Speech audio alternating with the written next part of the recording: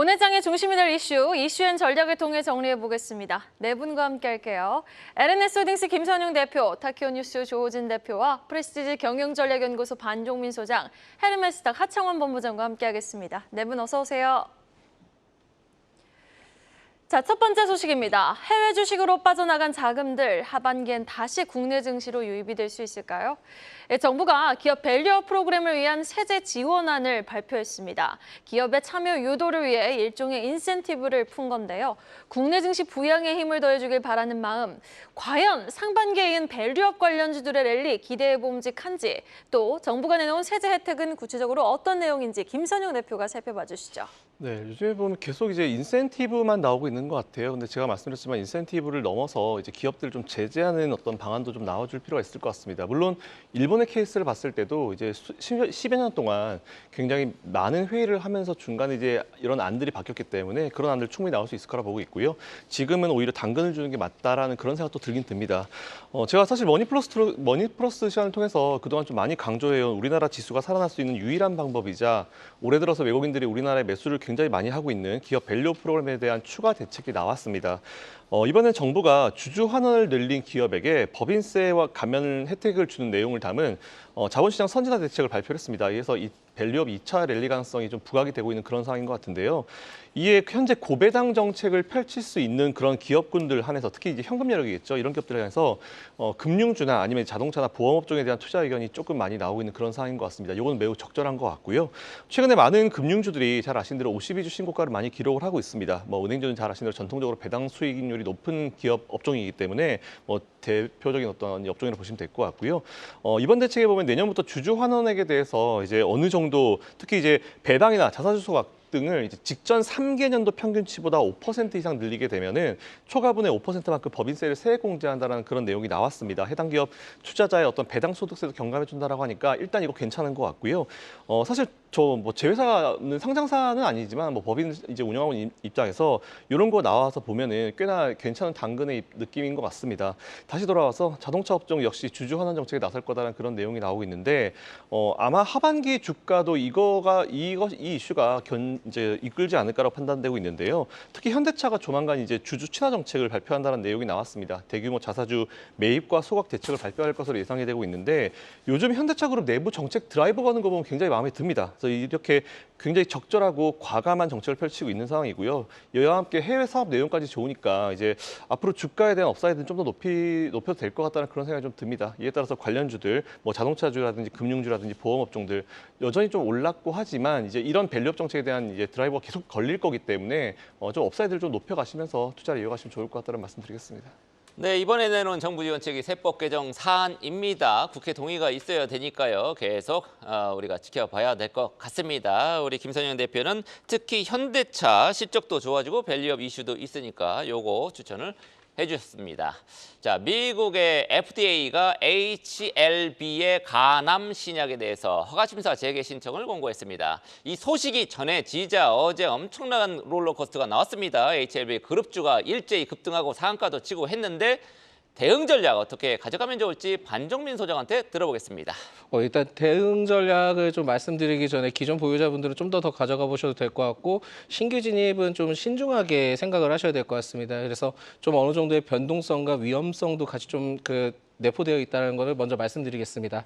일단 HLB의 경우에는 현지 시간 2일 때 미 FDA와 미팅을 좀 진행했다면서 FDA 측으로부터 추가 지적 사항이 없었다. 이런 내용들을 좀 얘기했고요. 그리고 재심사 신청서를 제출할 것을 강력히 권고한다라는 입장을 좀 전달받았다라고 홈페이지에서 안내를 했습니다. 그렇다 보니까 여기에 대해서 홈페이지에서 안내를 했다는 것에 대해서는 결국 이제 부각받을 수 있다는 점은 좀 충분하긴 한데 실제 이 내용에 대해서는 좀 더 체크를 해봐야 되겠지만 어쨌든 분위기는 되게 긍정적인 분위기로 연출이 됐다라는 말씀을 드릴 수 있을 것 같습니다.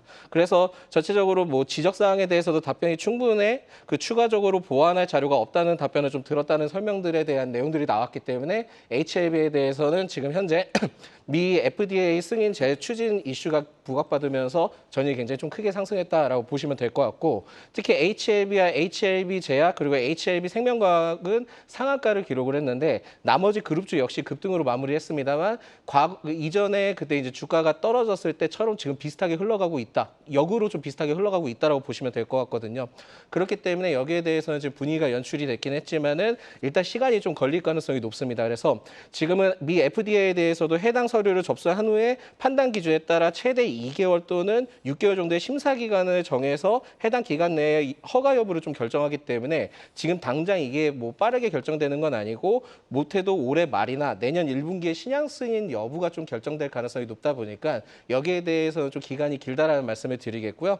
여기까지는 지금 승인 여부에 대한 기대감이 좀 반영이 되고 있기 때문에 HLB 그룹주나 HLB 그 기업의 경우에는 주가 상승할 수 있는 여력은 있다라고 보는데 저는 개인적으로 좀 마음에 걸리는 게 한 가지가 있긴 합니다. 6월 25일 때 39회차 330억 원 규모의 그 전환 사채를 좀 발행을 했거든요. 근데 이게 25일 날 발행을 했는데 이 이슈가 나왔다는 것에 대해서는 저는 개인적으로는 좀 약간 그 의문이 좀 드는 부분들이 있기 때문에 약간 뒤통수 맞은 기분이네요. 예, 그리고 이전에 이제 주가가 떨어졌을 때 3월 당시 때도 38회차 600억 원 그 전환 사채를 좀 발행을 했던 이력이 있었거든요. 그렇다 보니까 여기에 대해서는 좀 약간 좀 리스크적인 부분들도 같이 좀 체크를 해보셔야 되겠습니다. 그래서 결론은 이제 주가는 굉장히 좀 긍정적인 부분들로 생각이 되기는 하지만은 여기에 따른 변수도 있을 수 있다는 점은 좀 체크를 하셔야 될 것 같고요. 트레이딩 관점으로는 좀 가능하겠지만은 중장기적 그 전략은 좀 리스크가 있기 때문에 이 점을 좀 참고하시기 바라겠습니다. 그럼 이렇게 질문을 드려보고 싶어요. 지금 워낙 시장의 자금이 제한적이다 보니까 바이오 투자하고 싶으신 분들이라면은 이 항체 약물 접합체라고 하죠. ADC라든지 뭐 CDMO 같은 업체들을 중심으로 좀 투자를 해야 되는 건지 지금 HLB 그룹주 갖고 계신 분들 반등하셨을 때 조금 빼셔가지고 그런 쪽으로 좀 트레이딩 전략이 유효한 건지 궁금하네요. 일단 HLB 쪽에 대해서는 그 하락을 했던 폭만큼은 좀 어느 정도 일부 올라올 수 있기 때문에 거기에 대해서는 좀 더 기대감을 갖고 좀 보유를 하시는 게 좋지 않을까라는 말씀드리겠고요. ADC나 지금 그 관련된 기업들, 특히 뭐 ABL 바이오든 지금 최근에 좀 제3자 배정 관련된 내용들 나온 기업의 경우에는 지금 좀 투자를 하셔도 될 것 같고 CDMO 기업의 경우에도 그렇게 분위기가 나쁘지 않은 상황이기 때문에 삼성바이오로직스 같은. 예, 그렇습니다. 그래서 재무적으로 내용이 그 수치가 나오는 기업들의 경우에는 계속 좀 관심을 가질 필요는 있다라는 말씀드립니다. 네, 알겠습니다. 제약바이오 종목들 전반적인 좀 강한 반등 하반기엔 응원을 해보도록 하겠습니다. 반종민 소장의 의견 잘 들어봤고요. 다음 소식 확인해 보시죠. 이 삼성전자가 차량용 반도체 개발에 대한 속도 조절에 들어갔습니다. AI 칩을 중심으로 사업 역량을 재정비한다는 전략에 따른 조치인데요. 이 삼성전자의 선택과 집중, 주가 향방에는 어떤 영향을 미칠지 오랜만에 인사드리는 조호진 대표님이 봐주실까요? 예, 어저께 서울경제에서 삼성전자 엑시노스 오토라고 해서 그러니까 오토라는 말 자체가 이제 차량용 반도체라는 것을 알 수 있는데요. 차량용 반도체에 대한 개발 부서를 갖다가 인력을 재배치했다라고 이제 기사를 썼습니다. 아직은 후속 기사가 그러니까 보통은 이제 단독 기사를 내면은 중요한 기사에 대해서 다른 언론사가 이제 따라가게 된 추종 기사를 쓰게 마련인데 아직은 이제 어저께 밤에 나와서 그런지 아직은 추종 기사가 없긴 하지만 전체적으로 큰 맥락에서는 뭐 기사가 맞는 것 같습니다. 그래서 삼성전자가 이제 전체적으로 이제 우리가 다 주지하다시피 작년에 이제 생성형 AI에 대해서 되게 늦게 이제 반응을 했고 그 주가로도 이제 드러났습니다. 그러다 보니까 이미 후발주자 입장에서는 어떻게 해야 되냐 선택과 집중을 하겠다. 그래서 사실은 차량용 반도체가 사실은 새로운 먹거리로 야심차게 출범했지만 그때는 이제 여러 가지 리소스가 자원이 많았을 때 얘기고 지금은 이제 그렇지 않기 때문에 선택과 집중으로 이제 인력 재배치를 했다 이런 맥락으로 이제 어제 기사가 나왔습니다. 저는 전체적으로 이제 기사 윤물 떠나서 삼성전자가 그런 어떤 이렇게 전략을 취한다는 것은 좋게 봅니다. 왜냐하면 삼성전자가 이제 아까 말씀드렸다시피 22년 11월에 그 챗GPT가 이제 오픈AI가 챗GPT를 내놓으면서 23년 내내 전 세계 증시를 강타했습니다. 그래서 엔비디아가 주가가 22년 11월에 한 14달러 정도였는데 오늘 종가 기준으로 오늘 또 엔비디아가 많이 올라갔죠. 그래서 보면 128달러. 대충 계산해봐도 9배 정도 올랐습니다. 뭐 9배 정도 올랐는데 이게 단순한 어떤 스타트업 규모의 회사가 아니고 그사 엔비디아가 사상 최초로 3조 달러를 갖다가 경신하면서 시총 1위를 갖다가 올라오기도 했습니다. 이런 엄청난 기업이 이렇게 그 주가 9배 정도 상승했다는 것은 전무후무한 일이라고 보여지는데 이런 엔비디아의 주가 상승에 비추어서 삼성전자 주가는 동일한 기간에 보면은 한 7만 원에서 어제 종가에 많이 올라가긴 했는데 8만 1,800원.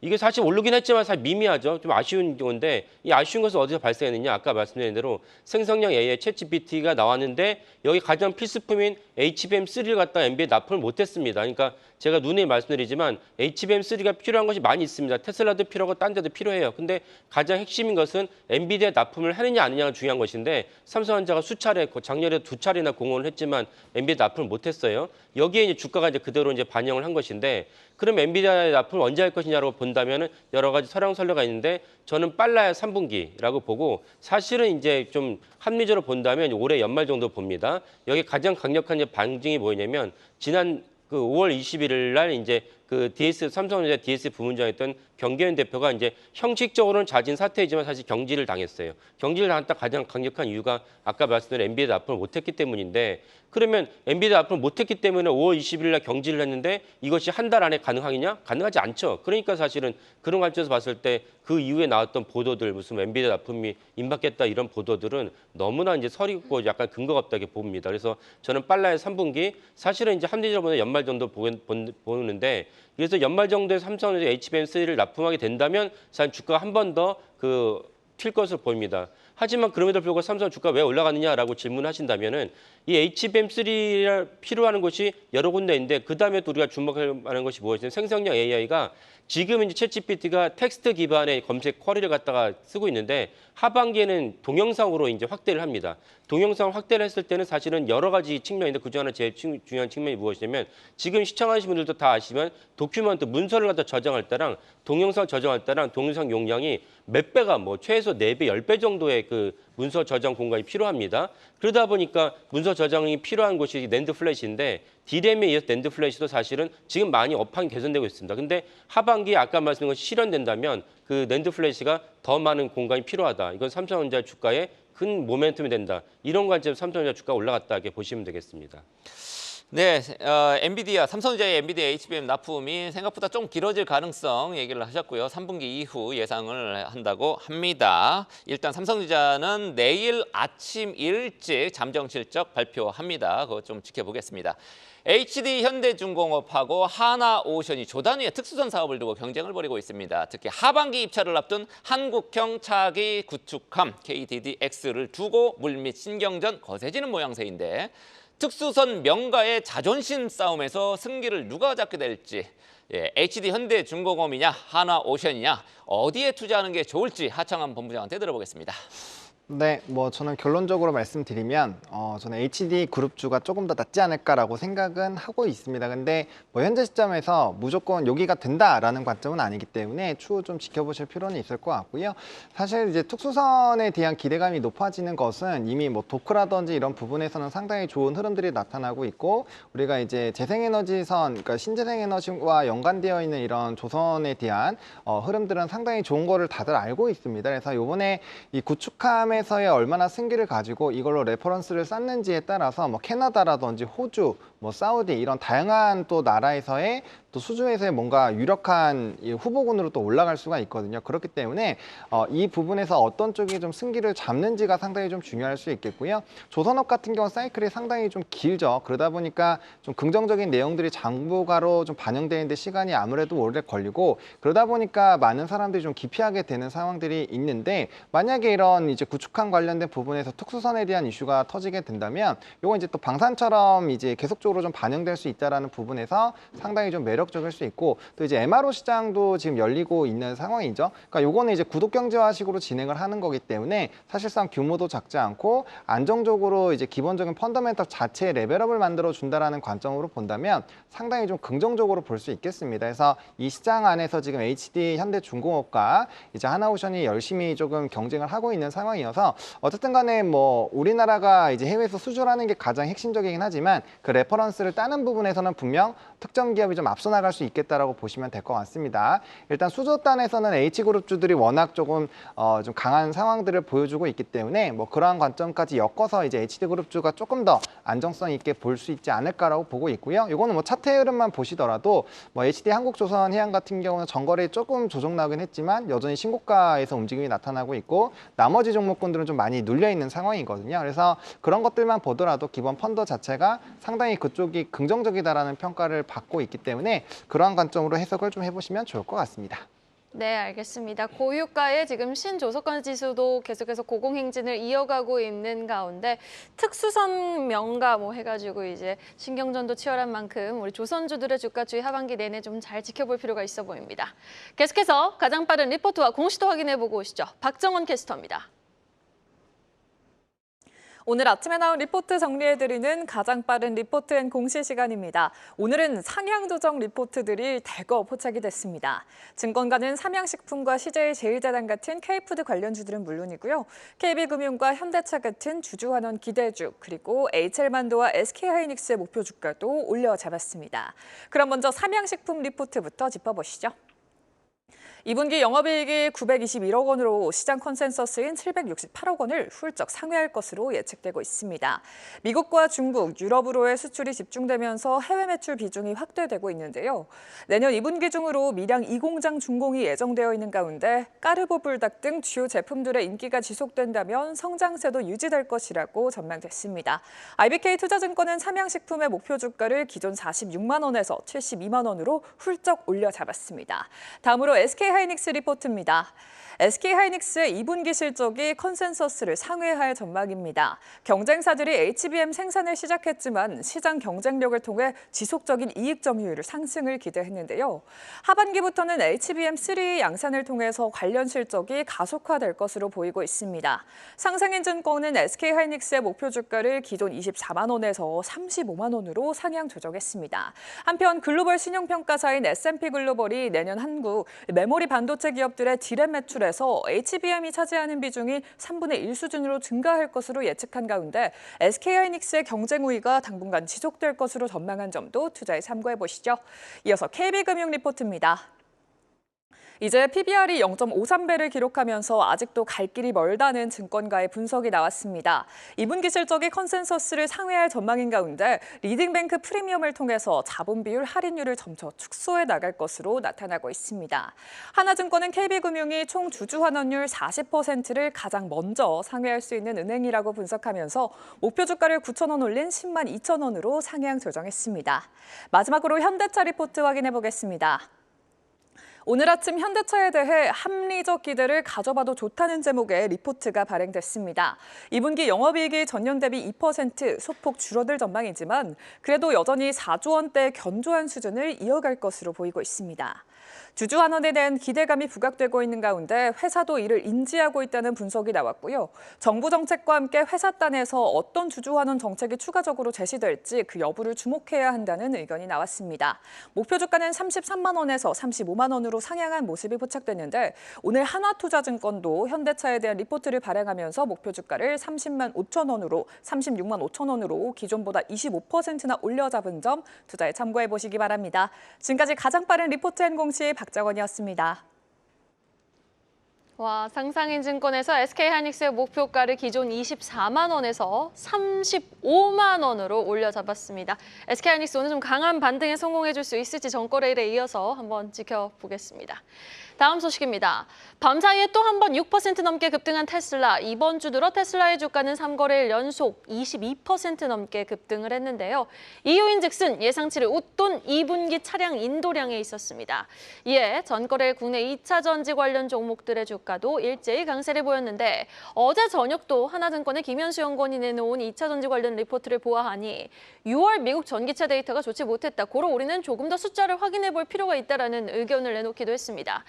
자, 3분기 들어 기다 아니다 논란이 극심해지는 2차 전지 업황 반등론. 지금 김선영 대표님은 어떻게 보고 계십니까? 뭐 그런 연구원님들 내용 나오면요, 그냥 그분의 생각이다라고 하시고 넘어가시면 될 것 같습니다.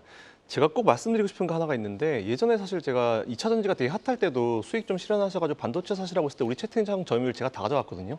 근데 제가 최근에 계속 반도체 몰빵하지 마시고 2차 전지 쪽으로 관심 가지시라는 말씀을 계속 드려왔는데 그런 입장에서 일단 기사 타이틀 한번 보겠습니다. 테슬라 훈풍에 2차 전지 뛰었지만 업황 회복은 아직인데 이게 주변에 보시면은 제가 일단 직원부터 하나 해야 될 것 같아요. 주변에 나는 업황 완전히 회복되고 나서 이거 투자해야 돼라고 생각하시는 분은 딱 둘 중에 하나입니다. 정말 주식 투자를 하신 지 얼마 안 되신 분이거나 아니면 정말 오래 하셔가지고 확실한 본인의 원칙이 정립되어 있으신 장기 투자자 둘 중에 하나거든요. 근데 제가 알기로는 거의 대부분이 투자 경력 10년 이하의 분들이 하는 멘트이자 저는 개인적으로 그분들이 하는 굉장히 큰 실수라고 생각을 합니다.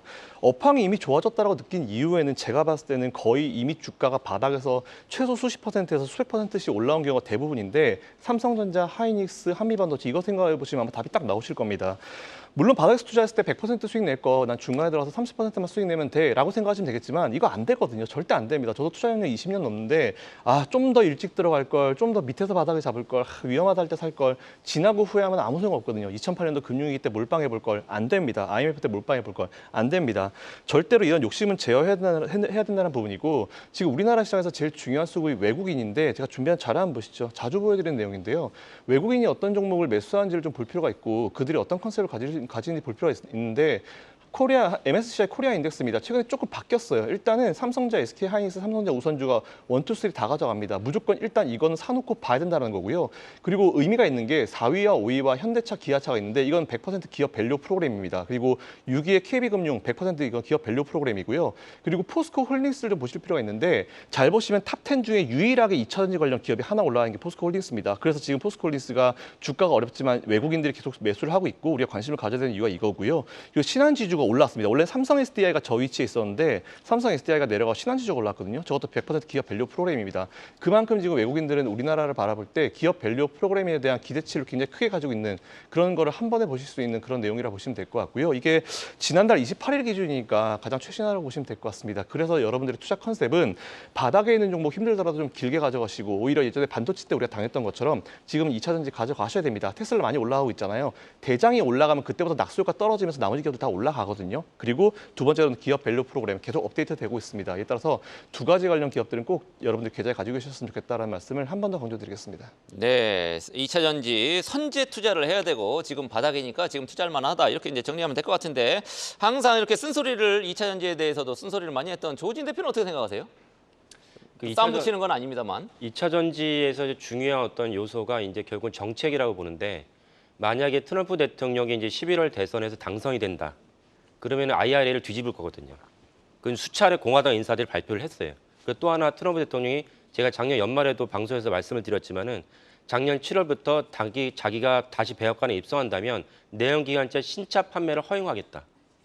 그러면 사실은 그런 내연기관차랑 전기차가 계급장을 떼고 시장에 내놨을 때 누가 살 것이냐로 본다면 전기차가 외면받을 공산이 높다. 지금도 사실은 전기차 외면받기 때문에 포스코홀딩스, 에코프로 4분의 1 토막이 났거든요.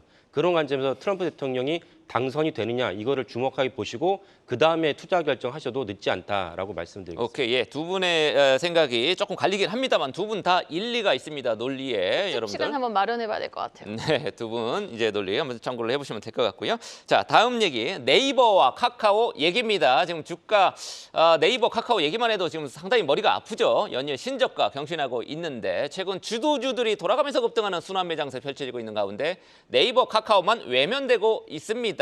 주가 흐름 언제쯤 바뀔지 반종민 소장한테 한번 여쭤보겠습니다. 네, 일단 주가 흐름은 당분간 빠르게 반전될 가능성은 좀 없다라고 생각이 들고 역시. 있고요. 그리고 2차 전지처럼 이렇게 긍정과 부정에 대한 그 내용이 나오면 그래도 기대감이 형성이 되어 있는데 네이버와 카카오는 이런 게 없습니다. 그렇다 보니까 여기에 대해서는 좀 약간 좀 보수적인 시각을 갖고 접근을 하셔야 될 것 같고요. 그 네이버와 카카오의 경우에는 올해 약 한 주가가 25% 하락을 보여주고 있는데 지금 네이버의 경우에는 52주 신저가를 계속 좀 갱신을 하고 있고 카카오 역시 지금 작년 10월 말 37,300원 저점 갱신 부근까지 지금 와 있습니다. 근데 여기를 좀 이탈하게 되면 더 빠질 수 있다는 점을 체크를 하셔야 되는데 양사의 경우에는 상반기 때 개인만 순매수를 했고 외국인 그 기관의 경우에는 매도를 계속 좀 보이고 있는데 그만큼 매력도가 굉장히 좀 떨어지고 있다라는 말씀을 드릴 수 있을 것 같고요. 특히 이제 네이버는 이 기간 동안 상반기 동안 개인의 순매수 종목 단연 1위를 기록을 했기 때문에 아직까지는 여기에 대해서는 좀 그렇게 긍정적이지 못하다라는 말씀드립니다. 게다가 증권사의 경우에도 지금 목표 주가를 하향을 하고 있는데 이게 지금 영업이익 추정치에 대해서 다소 좀 아쉬워서 하향한 것으로 좀 보여지는데 저도 여기에 대해서는 굉장히 좀 어느 정도 동감하는 바이기 때문에 때문에 폭발적인 성장이 나오지 않는 이상은 지금 네이버와 카카오는 좀 힘들 수 있다는 점을 체크를 하셔야 될 것 같고요. 양사 사업에 대해서도 의문이 드는 상황인데 이게 왜 그러냐면 원래 이제 AI 관련된 그 챗 GPT와 관련된 내용들과 함께 네이버의 경우에도 좀 승부수를 던졌지만은 네이버에 대해서 좀 기대를 해볼 수 있었던 게 뭐냐면은 한국어 지원이 그래도 더 낫지 않을까. 그렇지만은 챗 GPT 한국어 지원이 굉장히 좀 잘 됩니다. 그만큼 지금 약간 좀 밀렸다라고 좀 생각이 들고 있고 처진 분위기 때문에 그 굉장히 좀 좋지 못하다라고 보고 있습니다. 그래서 혁신적인 부분들, 경영 혁신적인 부분들이 나와주지 않으면은 쉽진 않을 것 같다라는 말씀드리겠습니다. 그래서 시간이 굉장히 오래 걸릴 것이다라는 말씀드립니다. 네, 네이버와 카카오 새로운 모멘텀이 확인되기 전까지는 여전히 인고의 시간이 해답이 될 수밖에 없겠습니다. 자, 오랜만에 공시 하나 빠르게 확인해보죠. 한미사이언스의 경영권이 바뀝니다. 한미약품 송영숙 회장이 다시 경영권을 잡게 된 건데요. 자세한 내용은 조호진 대표님께 간략하게 들어보겠습니다. 예, 사실 한미약품의 경영권이 사실 작년 8월부터 해서 몇 번의 이제 그 업앤다운이 있었는데요. 그 캐스팅 보트를 쥐고 있던 이제 신동국 한영정밀 신동국 회장이 그 처음에는 이제 임종훈 아들의 편을 섰다가 올해 주총에서 편을 섰다가 어저께 공시를 보면 이제 신동국 회장이 다시 이제 송영수 회장의 편을 들었다라고 공시에 나왔습니다. 공시에 다이나믹합니다 요즘에 아주. 예, 공시에 사실은 뭐 그게 어딨냐라고 볼 수도 있는데 그러니까 일단 이제 오해하시면 안 되는 게 뭐냐면 신동국 회장이 임종윤 형제의 지지편에 섰다가 연대에서 빠져나가면 마치 매도한 것처럼 공시 나옵니다. 이게 오해하신 거고 매도한 것이 아니고 나는 더 이상 임종훈 형제가 아니고 송영주 회장 편에 서겠다 하면서 이제 사실 연대에서 빼졌다는 것으로 이해하시면 되겠고 동일한 상황이 이제는 한진칼의 경경 분쟁이 있었을 때 조현아 부사장이 자기의 어떤 조원태 회장의 편을 들지 않겠다 하면서 뺐어요. 그때도 이제 매도한 것처럼 오해할 수 있는데 연대에서 빠졌다는 그런 맥락으로 이해하시면 됩니다. 그래서 다우지의 공시를 보면은 아까 최종적으로는 신동국 회장이 이제 송영수 회장 편을 들었기 때문에 아마 다시 경영권이 그 송영수 회장 편으로 들어갔다 보시면 되겠고 그 다음에 이제 한미사이언스 주가만 본다면 한미사이언스의 주가는 한미약품의 주가가 이제 관련되는데 한미약품의 제일 중요한 거는 이제 우리가 다 알다시피 노보노디스크 그 비만약 치료제가 삭센다라는 비롯한 두 가지 약품이 특허 만료가 임박을 했어요. 이미 벌써 중국과 인도에서는 복제약이 나오고 있거든요. 그것을 준비를 하고 있어서 한미약품의 것이 잘 승인받느냐 이것을 주시해서 보시면 좋을 것 같습니다. 네, 간밤에 한미사이언스 주가가 시간에서 상한가 쳤거든요. 경영권 분쟁을 좀 염두에 둔 게 아닌가 주가 흐름만 놓고 보면 이런 생각도 좀 들긴 합니다만 결과적으로 한미사이언스는 한양정밀 자회사가 되는 거 아닌가 싶기도 합니다. 지금 신동국 회장이 계속 지분을 더 많이 늘렸다. 이 소식까지 이제 공시로 확인을 우리가 했습니다. 지금 시간 8시 24분 예, 지금 지나고 있습니다. 마지막으로 개장 전 체크 포인트 어디에 있습니까? 하청원 본부장님. 네, 일단은 뭐 금일 야간 선물이 0.8% 좀 급등을 했습니다. 그러다 보니까 오늘 금일 시장에서도 좀 갭상승을 할 거라고 예상을 하고 있고요. 0.6에서 뭐 많으면 1%대까지 좀 상승이 나오지 않을까 봅니다. 그래서 장 초반부터 이제 외국인의 선물이 얼마나 좀 같이 들어와 주는지가 좀 핵심일 것 같고요. 금일 같은 경우는 테슬라 약진이 이어졌기 때문에 2차 전지까지 같이 움직인다라고 한다면 시가총액 상위의 거의 절반 이상이 움직인다라고 보시면 될 것 같거든요. 그래서 오늘 같은 경우는 거래소에서 외국인과 기관의 수급이 좀 터져줘야 됩니다. 그래서 수급발이 안 나오게 된다면 상당히 어려울 거고 그렇기 때문에 대형주 위주의 강세장 시장이 좀 기대가 된다라고 보시면 될 것 같고요. 아무래도 이제 또 휴장에 있다 보니까 국내 이슈에 따른 이런 좀 이제 개별적인 테마성 움직임이 굉장히 강할 거기 때문에 수급이 쏠리는 것들 좀 집중해서 보시면 좋을 것 같습니다. 네, 지금 NDF 여교 환율도 2원 넘게 하락으로 출발이 예상되고 있습니다. 목요일 개장 전 이슈앤 전략 네 분과 이야기 나눠봤습니다. 오늘 말씀 고맙습니다. 계속해서 다양한 경제 이슈를 알고 싶다면 구독과 좋아요, 알림 설정 부탁드립니다. AI 캐스터 권미정이었습니다.